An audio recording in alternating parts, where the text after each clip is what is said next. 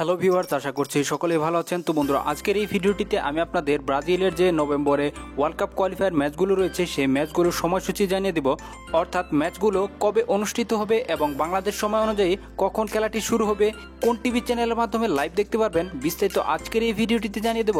তো বন্ধুরা, অবশ্যই ধৈর্য সহকার সম্পূর্ণ ভিডিওটি দেখবেন।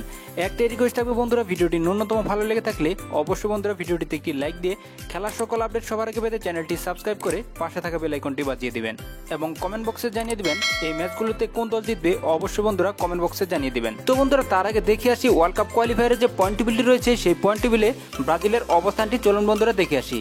তো বন্ধুরা, পয়েন্ট টেবিলে আমরা দেখতে পাচ্ছি প্রথমে রয়েছে ব্রাজিল, যেখানে তারা 11টি ম্যাচ খেলেছে, 10টিতে জিতেছে, 1টিতে ড্র করেছে, তাদের পয়েন্ট হচ্ছে 31।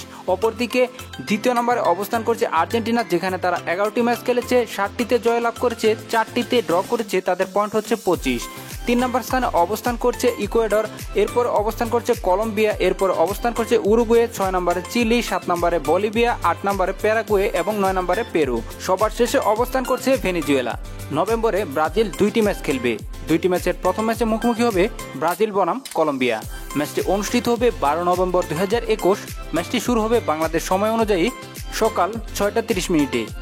ম্যাচটি আপনারা সরাসরি উপভোগ করতে পারবেন বেইন স্পোর্টসের মাধ্যমে। এবং অপর খেলায় মুখোমুখি হবে চিরপ্রতিদ্বন্দ্বী আর্জেন্টিনা বনাম ব্রাজিল। ম্যাচটি অনুষ্ঠিত হবে 17 নভেম্বর 2021। ম্যাচটি শুরু হবে বাংলাদেশ সময় অনুযায়ী সকাল 5টা 30 মিনিটে।